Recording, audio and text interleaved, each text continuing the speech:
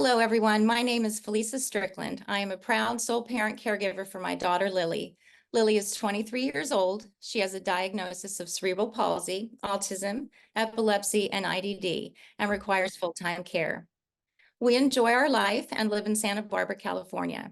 Alongside full-time caregiving, I am a strong advocate for individuals with disabilities. I serve as a board member for the ARC of California, as well as Alpha Resource Center of Santa Barbara. I also participate in many committees and enjoy getting involved in fundraisers and advocacy projects in our community. As a Caring Futures instructor and parent educator, I am thrilled to be here for this important conversation with you and our special guest. Today's topic is advocating for adults with disabilities, how to use your voice to get needs met and change the system. I am so excited to introduce our guest. Patty Moore is the director of Help Me Grow Santa Barbara County after serving for 30 years as manager of Children, Family, and Advocacy Services at Alpha Resource Center. She began her journey in early intervention and family support after the birth of her third son, who was born with Down syndrome and complex health needs. Patty has become a recognized leader in mentoring families and developing skills in informed decision-making, building parent-professional partnerships, individual and systems advocacy. In addition to her work developing Help Me Grow Santa Barbara County, Patty serves as CDC's ambassador to the Learn the Signs, Act Early program, which focuses on family-engaged developmental monitoring of child development. Patty enjoys developing and training on a variety of topics, including family voices of California parent leadership, communicating in special education, transition to adulthood, and future planning. Patty received her certification in mediation in 2014 and currently serves on the Alternative Dispute Resolution Cadre with the Santa Barbara County Special Education Local Plan Area. Without further ado, please welcome Patty Moore. Hi there. Good morning, Patty. I'm so happy to be here with you today, and thank you so much for joining us. It is great to be here. Here we go. Yes, been looking forward to this conversation. Well, we want our audience to get to know you a little bit better. So tell us a little bit about what drew you into your career working with families of people with developmental disabilities and what you're currently doing. My story is probably very similar to others. After the birth of our son, the trajectory of our lives as a family changed, and in particularly my life changed as well. And for that first year after Robbie was born, we focused just on trying to keep him alive. That was all we were doing, and also trying to keep life as normal as possible for his big brothers. Later on, after we passed that first hurdle, I got involved in early intervention, and then later with California's Early Start family resource centers that were just being established, and that was all over 30 years ago. And today I've come full circle with developing Help Me Grow for Santa Barbara County, and it's all about early childhood development and early identification, because we just want to get those little ones that need a little jump start into California's Early Start program, and those that might have a developmental delay that might turn into more of a lifelong disability. We want to get them the services they need as early as possible, just to help them grow and thrive. So after 37 years, I've come really full circle back to the beginning. You certainly have. Wow. And I know you've got a lot to share with us today. So let's just jump right into it. Thank you for telling us a little bit about what brought you here. So as family caregivers, we know that successful advocacy is important both locally and across California. Can you talk a little bit about the importance of family members and self-advocates using their voice to improve supports and services? Maybe tell us a little bit about action planning, individual advocacy for needed service, and how individual strategies can be used to influence the system. I know you can, because I personally have been, you have been a mentor for me. So I know that you can, you're a wealth of knowledge for this. So I look forward to you telling us a little bit about it. Thanks. The trick is being succinct here within the timeline, but here in California, because of the parents, the self-advocates, and the partners that all worked so hard and came before us, I think the idea of having stakeholders at the table when discussing programming and policy, legislation, it's really not a new idea. However, I've learned that in other states and in other systems, the concept is still just being recognized. The term "nothing about us without us" really actually goes back to the 1500s. So it's about time parents and self-advocates are at the table anytime discussions are in place that affect our lives. And it's those voices from those lived experiences that really are the things that move systems and move change to make things better. It really is. I don't doubt that one bit. No, I mean, you were actually the person when we first moved here to California that brought that to my attention and created an interest in getting involved on a different level than just being Lily's parent and advocate at school or just in our everyday life. I realized that it takes us collectively, coming together and making a difference with our voice louder, making that our voices together are more powerful than just by themselves. But even by themselves, it's still powerful. The point is to use it, right? To use that voice to get you where you need to go in this journey. So we all know services and supports are crucial to our family member with the developmental disabilities goals and to participating in the community. Yet there are wait lists for home and community-based services for DSPs and housing nationwide. What are the most important tools or strategies you've mentioned that our audience should remember and think about doing to access or improve access to services and supports? Well, I think it comes down to action planning, but I learned a very valuable lesson when my son was in first grade. I had called a meeting at his school because I wanted him to be more included in the general ed classroom. And so a meeting was convened. We all got together, and the principal, who I respect very deeply and is a friend, she looked at me and says, "What do you want, Patty?" And I had a general idea of what I wanted, but I was not prepared to really clearly state what I wanted and how I wanted it accomplished. What did I want to really see? So from then on, I knew that it was important to be really clear and be very sure about what it is you're seeking. Now, it doesn't mean that you can't go with the flow, and maybe that first vision changes over time. But when you start looking at getting involved, I think the fundamental thing is, what do you want? And that starts with individual advocacy. What did I want from my son? And then it turns into, well, what do I want for individuals and everybody's sons and daughters in California? I think once you've developed what it is that you want, it's going to take some time, chances are. And you're going to have to join forces with others. I mean, yeah, you can do it alone, but as you said earlier, let's make some noise. Let's get some partners and allies. So action planning can involve a lot more of partners and allies within wherever you're trying to go.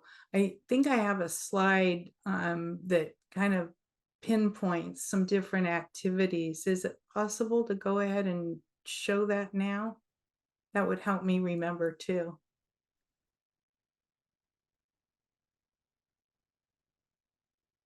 Let's see, it should be coming up here. Okay. Thank you. So again, what is it that you want? Who can help you get there? And it also follows through with, we all want to take our walks together and vent and yell and talk about the way things should be. But I think it's our responsibility in that process to also have some ideas on what things could look like. How can we resolve some of the issues or the challenges that we're facing? Thank you for pulling up that slide.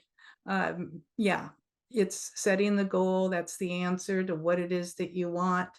Look at the past. What's been done in the past. Are there existing laws, regulations, or policies that are in place? Maybe they're not even being implemented, and there's good laws in place. And if they're not being implemented, why? What direction can we go with that? Or maybe they needs to be revised, or maybe new ones need to be developed. It's hard to believe anybody could be opposed to what we want, but very often we do find some opposition. So find that opposition and try to get a handle on why are they opposed to this. You might find in that process that you do have some things that you agree on, so you can possibly bring them on board, starting with those agreements. That's where my mediator's hat comes in. And I always say, find your friends. There's a lot of allies out there. How might we join forces to work together on that? And nowadays with social media and technology, there's a lot of ways to get the word out and bring people together, just from your own living room or your own home. So you might want to use technology as needed. Always when we're looking at legislation, get to know your local representatives. Just send them an email, call their office, drop by if you can. Like to say, make friends with your and let them know what you have to offer as well. So the voices of self-advocates, of parents, family members, and community members, the bottom line is they need to be front and center throughout the process. And often our representatives don't know what our lives are like, and our lives we're the expert on our lives, and we've got to share what our experiences are and what we hope to see in the future. That was a lot, sorry. No, it's all so powerful. And I mean, as you were speaking, and the first thing that comes to my mind is one of the most important things that I've learned from you over the years is tell your story. And there's a way to tell your story. Learn how to tell your story and make sure you share your story. The stories are what connect us. And the stories also help us paint the picture of what our life truly does look like. And when people see that, it's powerful, and it makes a difference, and it encourages others to get involved, and it creates courage in people to want to share their stories too. So thank you for sharing all of that, Patty. Really important stuff. So as we're Just yeah, go Felisa, ahead. one too is, I've over the years I've served on a lot of committees and as a parent myself, but bringing what I could share about your story is not going to be as impactful as your voice and you bringing Lily, to the meeting or the hearing. So even though you can't sit back and say, oh, so and so Patty's up there in Sacramento, she'll do it. No, that's not good enough. They're going to listen to you more. So telling your story is really a fundamental, basic starting place. Yeah, and it takes actually getting out there and doing it to realize how much you actually do impact the conversation, right? And then it sort of empowers you to want to do it again and again, So and once you see the difference you're making, it's comforting to know, that together we can make a difference. So as we're wrapping it up, what is the most important thing you want us to remember about successful advocacy that you've shared with us today? I mean, you just shared so much, but what would you say the main thing that you want people to take away from this conversation would be? Get involved. Get involved. Your lived experiences make you experts. And if you're a little bit shy about getting involved, there are mentors to help provide you with guidance and support. From early intervention through school age to adult services, there are ways to become involved by learning more, serving on committees, boards. I mean, it might even be starting out with the PTA, something really comfortable, or attending regional center board meetings and maybe serving on the board or school boards and different committees. I mean, it could even be being on a parks commission to get more inclusive opportunities in the community. Just get involved. And all of these places will benefit from hearing what you have to say, and your ideas on how to make things better. And I know there's never enough time in the day, but your advocacy can begin right at home by sending an email or following things online, responding to action alerts that might come your way. You can watch hearings online. You can look at proposed legislation. You can learn about how the budget process works. And if it doesn't make sense, which trust me, sometimes it doesn't, link up organizations to help you achieve what you want for yourself, your child, or your family member. And right now, the California's disability system services have immediate needs that affect everyone who has a disability or a family member. So tomorrow, the Health and Human Services hearing is going to be looking at the governor's proposal to delay a whole $1 billion, $1 billion, taking that away from the system that was promised. This $1 million promise is being pulled from a system that we know already has people on wait lists for services. And these individuals are relying on themselves or family caregivers to provide them. I mean, you know what I'm talking about, Felisa. Just the basic supports for quality of life. So we're told that this $1 billion is to be delayed, but there's no guarantee that it won't be delayed again and again, as funding for the disability system has been for many, many years. So if you can't get to Sacramento in person to show your support, you can still email your representatives, tweet, use your social media from home, give a call to your representatives in the governor's office. And if you're not sure who your legislative representatives are, we can help. You can go to findyourrep.legislature.ca.gov to find out who they are. I think Julia is going to add some ARC action alerts in the chat to help us learn how to get involved. But this is something that we can all do right now and get our voices out there. As you said, Felisa, get noisy, make noise. I'm a patient person, but it's gone on too long, and this is going to affect all our kids, all our no matter what ages they are. So if you think your child is young and you don't think this funding issue really applies, please know that before long, you and your child, your family is going to be impacted if California's disability systems continue to be forgotten in legislation and in funding. So you can make a difference, and this is like a call to action. Let's make some noise right now. Wow, look at that. We have an opportunity right in front of us tomorrow. And thank you so much for giving us some guidance on how to get involved. It really is as simple as you can do it right from your living room, right? And it does affect all of us. I see we already have a question. I was going to get to that in just a minute, but Patty, you have given us so much to think about. I'm so grateful that you took some time to be with us today. And we're gonna continue the conversation with some questions in just a minute. Thank you for sharing your thoughts on advocacy in general and telling us how you have been so successful over your career, and as a parent to Robbie too. Well, thank you. Being successful is one thing, but we still have a lot to do. Yeah.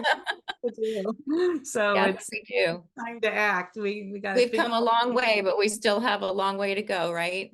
That's for sure. Yeah. So yeah, so there's questions already. I hope we can answer them. There are some questions already. I'm going to get to that in just one second. So the future is now. Designing a support plan for you and your adult family member is a 6-week live online class series where caregivers develop a comprehensive future planning guide for the caregiver and their adult family member, all in a small and welcoming environment. Future is Now classes are Mondays, Tuesdays, and Wednesdays, and also offered in Spanish. Self-Care Matters, Wellbeing for the Caregiver is a 2-week live online class series where caregivers learn about and practice tips, resources, and strategies to improve or sustain their well-being. Self-Care Matters classes are Mondays, also offered in Spanish. Visit the Caring Futures website and join our mailing list to keep up to date on these offerings, to register for classes, and more. Also, if you want to continue this conversation, then I invite you to join the Caring Futures Facebook group. It's a private group only for family caregivers and in a safe place for us to share our triumphs and challenges. A link to the Facebook group will be posted in the chat right now. Patty, thank you again so much for being here with us today. We're going to move into questions now. So our conversation has come to an end, and if you need to go, please do. But if you want to stay and ask our guests questions, then we invite you to do so. We are going to stop the recording so you know that all of our conversation moving forward is just between us. If you would like to ask a question, then we ask that you select the raise hand feature on Zoom. Also, you can put your questions in the Q&A. It should be an option below on your computer, or if you have a phone or tablet, then you should be able to click the dots on the bottom for more and then choose raise hand. Once you raise your hand, then we will allow you to turn on your audio and turn on your video so you can ask our guests directly. Okay, so I see we have some questions in Q&A, and then I see Lisa has a hand raised.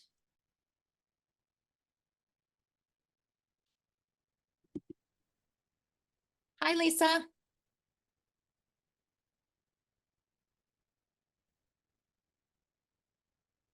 Did you want to unmute and ask your question?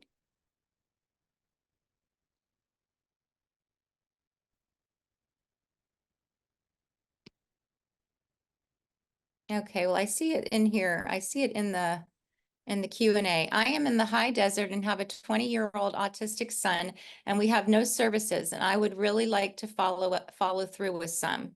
So, Patty, what would you suggest for Lisa to find some services for her autistic son, 20 years old?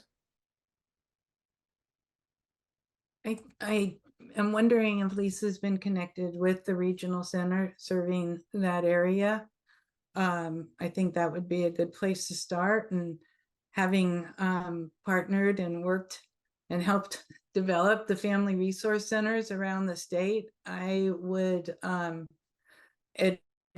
really say reach out to the Family Resource Center, and there's many parents on staff there that will know how to get connected and help navigate different services. I mean, this is a statement right here that there are no services there. It's that area is known to be a hard area to serve, but your son is entitled to quality of life programming, and we've got to move with that. So family resource centers, that would be frcnca.org, and then you connect tab, and then for those of you that want to find a family resource center in your area, and I'll go ahead and put that in chat, that would be one way. But I'd start by finding out from the regional center what's in line to help get some services, and if typical day programming or there's not programs available right in your area, then what kind of services can you access? Because you can't have them just sitting around at home. Thank you, Patty. Hopefully I that don't, gave you I some, don't know that that's very much help, really, but it's a start. It's a start. yeah, no, I think it was. Jessica, would you like to? Hello, Hi, how are you? I'm well. How are you guys? I Good, thank have you a for being here. thank you for having me. I have a couple questions. I'm wondering because I'm really thinking about we're gonna go up to Sacramento, and I'm just wondering how it's kind of hard for me not to basically drag the regional centers to tell our story. So I just want, something about the system has to change. But I'm like, is tomorrow's not the time to discuss that the system's not working right? We need to stick to how it's going to affect our kids. Because, like, in a way, I can be like, man, I can understand why if they're holding back the money to work on the system, if they're seeing that there's some flaws in it or some corruptions, I get that. But at the same time, that's not our children's or, our family members' fault. But I'm just like, when do we start really looking at the system that's getting the money? I have a question. You have a question, little boy? If they do take the money. Oh, King has a question. Go ahead. If they do take the money, what's your question, baby? Give them our budget. Same thing with that. Even my child having to have anxieties, like, hey, if they change that, am I going to lose my budget? You know. So those are my questions. I'm a Black mother who spent 3 years fighting to get my kids' budget, and we just got purchase orders coming. Like the treadmill is just getting here today. Praise God. So we're trying to stay happy about finally getting some progress without being sad about maybe losing that. If any of that makes sense. I'm going to have something together by tomorrow, but I'm just so emotional about it. I don't know, maybe I'm not ready. But my other question is, what you maybe have never dealt with, is how do we protect our family from retaliation when we really get out here and get to advocating? Like, it's going to need to be a little ugly, a little real, to make change. Thank you, Jessica. Those are both good questions. I bet Patty has some thoughts on those. I'm going to address the retaliation, and there's that fear. I'm going to speak up. And in this case, be it regional center or special ed, there are allies in there.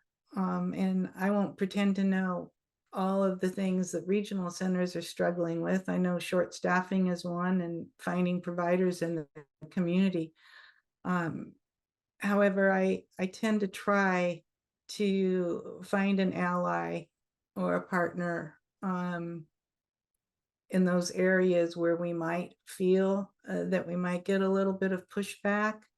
I can't believe that retaliation would impact your son or anybody's services, but I think I would be naive if I said that that doesn't happen. I just sincerely hope it doesn't. I think I think a lot of us are in this together, and not just parents, but the people that are out there making a difference. Speaking up at a hearing, yeah, it is emotional. If you can go in and practice what you want to say, I mean, it sounds kind of silly, but yeah, write it down or practice whatever way so you're prepared, have it written down. I mean, I've seen where people have had something written down and they've had to just hand it over to someone else or turn it in, because because they got too emotional, but that's nothing to apologize for. This is your son's life that you're talking about. And what's more important than that? The state is developing a stakeholders group to look at a master plan on disability services throughout the state. I don't know a lot about it, but I know stakeholders from around the state have been chosen. I believe these are going to be some public meetings. And with public meetings, I believe public input will be in place, or at least it's the opportunity to provide input one way or another. But your story and your concerns and your worries, they're valid, they're relevant, and I would reach out to any partners that you find locally or around the state to help support you as you're getting out there. Thank you, Patty. Thank you, Jessica, for your question. Hope that gave you some ideas. And don't be afraid of your emotion is what I would say. Use it. Yeah. Let's see, we've got a couple more questions here. We have from Anonymous, I have trouble navigating conversations with my adult son's service coordinator. I want more for him, but I sympathize that they have a very heavy caseload and are overwhelmed and overworked. I feel bad asking for anything and even fear I'll become a pain in the ASS and that he'll suffer retribution and get even less after my complaining. Oh, I know this feeling. If you're not going to speak up, who is? You know, and I'm really worried about seeing this fear of some kind of retribution being mentioned again. And since it's come up now twice, I think I'd like to call that out and find out more where this is coming from. As long as you're being respectful with your service coordinator, make the call. You know, you've determined what you need, or you're trying to determine what you need, and you need a partner in this process. So yes, we know service coordinators, you know, there's a shortage. Regional centers are trying to build up their staff. That means that new people have to get trained, and sometimes you might even know more than the service coordinator. But don't worry about being a pain. You know, as long as you're respectful and you're working through that process, that's what they're there for. And I know families who have been frustrated, so they have gone to their regional center board meetings and shared their concerns, shared their challenges. And most of the time, these families also were very, very clear on what they wanted and had some ideas on what could possibly work. And that's welcomed. Felisa, Thank you, do Pat. you add, you've had experience with this? Yeah, I would echo what you said. And then, you know, I do know that feeling of feeling like, you know, maybe someone else has it worse or our problems are not that bad, you know. But I think, like you said, you've got to speak up and realize that there's no one else advocating for you the way you can, right? So your voice is powerful. So you have to use it for your child. And that's how you're going to get what you need. So your bullet point or your bullet list of things, you know, figure out what you need, why you need it, go those steps, jot that down, make that call, and then go from there, you know, so that you have a plan. And there's nothing wrong with asking for what you need. That's what we all need to do. You know, we have to ask for what we need, or we're certainly not going to get it in this system. It looks like Patty might have frozen there. There you are. Okay, let's go to the next question. Mildred, I have 3 teenagers with special needs. My question is, what advice could you give me regarding my family? For example, that the regional center sees that each child has their needs and does not see an entire family at home for one client.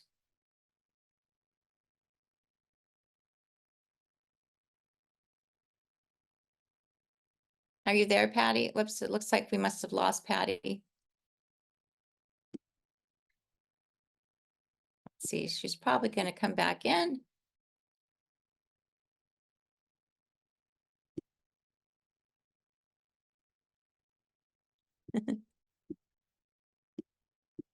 Thanks for your patience, everyone. There you are. Came back. You froze for a second. And there's technology for you. I'm not sure if you heard the question, but Mildred asks, I have 3 teenagers with special needs. My question is, what advice could you give me regarding my family? For example, that the regional center sees that each child has their needs and does not see an entire family at home for one client. So I'm thinking that she's asking, you know, how do we get them to see the family as a unit and what the needs are for the family? Yeah, well, that's something that if your sons were involved in early start, it started with the individual family service plan, and granted, as our kids get older and within the regional center system, just like within the school IEP system, it's all about the individual plan. But there's nothing wrong with saying how this is going to work with your whole family. That's your quality of life. And if one person is not getting the services, or if one person is not happy, and that goes with anybody's family, then it impacts the whole family. So I think it's really fair to when you're discussing the individual program plan to bring up the fact that as a family, and you're all one whole family all together, each one with individual needs and such, but we've still got to make it work. And very often, I mean, my guess is you're probably the one that's putting the puzzle pieces all together every single day to try to make that work. I mean, I have 3 sons myself. And that's, I mean, that just in any family is challenging enough when you've got teenagers. So I think your point is well taken, and I think that maybe even could be written in, to a plan. I mean, I'm not great at off the top of my head creative planning, but that individual program plan can really look at how this will work with everybody else in my family as well, something to that extent. Get that documented so that anytime the papers are pulled up, the documents are pulled up, you'll see that that's a focus there, is making this work from my brothers, my family as a whole. That IPP is so important, right? I mean, it's kind of like the IEP at school, right? But the IPP is what the regional center really focuses on. So, and there's a lot of, there's a lot of good questions in that IPP planning process that could help you, like you said, incorporate that into the overall plan for the family. Yeah, even if it's on an individual basis, it can still all be incorporated together so that the family overall benefits from the plan. Thank you, Patty. That was a really, really great way to end our session. It looks like we have no more questions. We got through all the questions. And again, thank you so much for your expertise, all of the wonderful advocacy suggestions. We've got that action alert tomorrow. So if anyone gets a chance, go out there and do that. And thank you again, everyone, for joining us today. Have a wonderful day, everyone. Thanks, Felisa, and thanks for everyone. Keep up the good work. Let's go out there and make some noise. Yeah. Thanks, everyone. Have a good day.